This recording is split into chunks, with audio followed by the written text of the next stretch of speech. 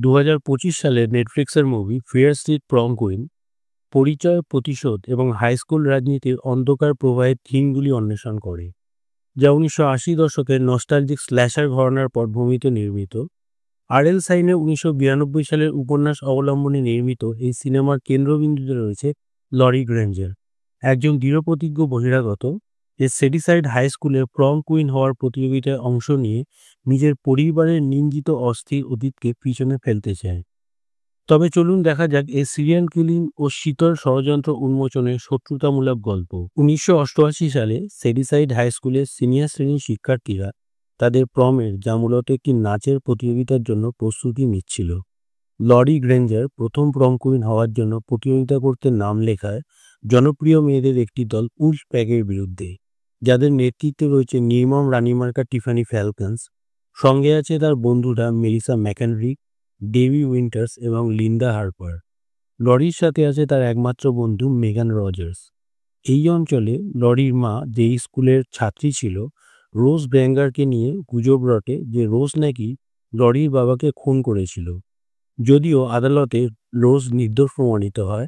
এর ফলে স্কুলের অন্যান্য শিক্ষার্থীরা লরিকে একঘরে করে দেয়। ভাইস প্রিন্সিপাল ব্রেকেনরিচ চায় প্রম অনুষ্ঠানের মাধ্যমে সেডিসাইডের খারাপ সুনামকে বদলে দিতে। প্রমের আগের রাতে অপর এক প্রার্থী, ক্রিস্টি রেনল্ড, যে স্থানীয়ভাবে ছোটখাটো মাদক সরবরাহী হিসেবে পরিচিত, এক মুখোশধারী হামলাকারীর হাতে ছুরিকাঘাতে খুন হয়।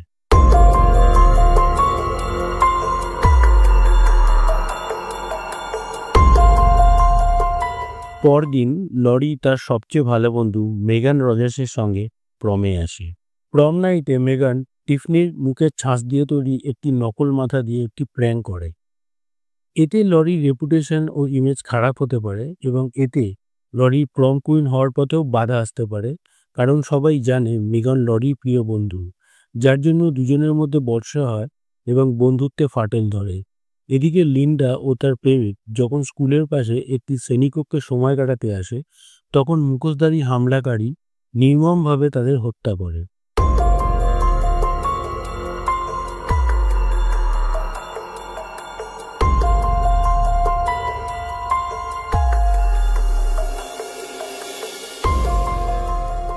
এরপর এক অজ্ঞাতনামা প্রেরকের পাঠানো ফুল পায় লরি। তারপর টিফনি লরির মায়ের অতীত নিয়ে লরিকে ভৎসনা করে। এদিকে ডেভি ও তার প্রেমিক জাট স্কুলের বেসমেন্টে যায়, যেখানে মুখোশধারী হামলাকারী জাটকে খুন করে এবং ডেভিকে পাওয়ার রুমে ইলেকট্রিক শকে মেরে ফেলে।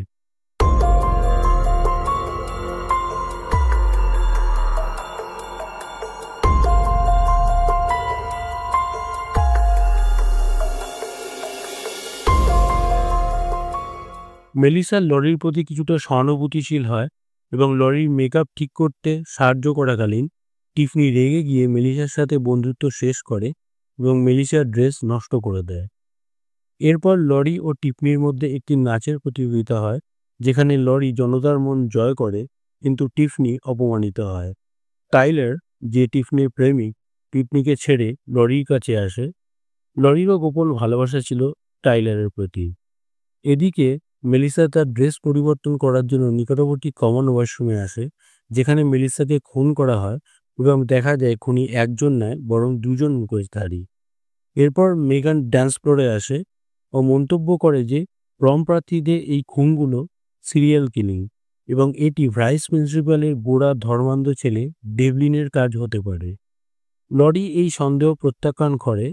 এরপর মেগান ডান্স ফ্লোর থেকে বেরিয়ে বেসমেন্টে আসে এবং সেখানে ডেভি, জাট ও ঝাড়ুদার স্ট্রোকারের মৃতদেহ খুঁজে পায়। এদিকে লরি ও টাইলার অডিটোরিয়ামের মেকআপ রুমে আসে এবং একসাথে সময় কাটানোর চেষ্টা করে।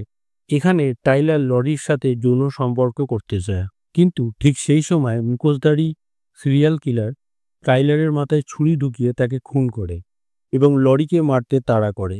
লরি পালিয়ে বেসমেন্টে এসে দেখে মেগান ভয়ে আর্তনাদ করছে। দুইজনে বেসমেন্ট থেকে পালানোর সময় কিলার দরজায় লক করে দেয়। নিরুপায় দুই মেয়ে পুনরায় বেসমেন্টে এসে লুকোয়। কিলার তাদের খোঁজে। খানিক বাদে তারা সাবওয়ের দিকে যাওয়ার সময় হত্যাকারীর নজর তাদের ওপর পড়ে। প্রাণ হাতে নিয়ে দুইজনের পাশে জেনারেটর রুমে আশ্রয় নেয়। এবং সেখানে সিরিয়াল কিলারের প্রম কুইন ক্যান্ডিডেটদের হিট লিস্ট দেখে লরি বুঝতে পারে সে মেগানকে অবিশ্বাস করে ভুল করেছে। কিলার কুড়ুল দিয়ে দরজা ভেঙে দেয়। অসহায় দুই মেয়ে এবার ওপরে একটি জানলা দেখতে পায় এবং দ্রুত পালানোর সময় কাঁচের টুকরোয় মেগানের হাত কেটে যায়। যদিও লরি সাহসিকতার পরিচয় দেয় এবং কাঁচের টুকরো দিয়ে হত্যাকারীকে আঘাত করে। আর সময় নষ্ট না করে দ্রুত বেরিয়ে যায়। দুইজনে দ্রুত সবাইকে সতর্ক করতে প্রম হলে যায়। এই সময় লরিকে প্রম কুইন ঘোষণা করা হয়।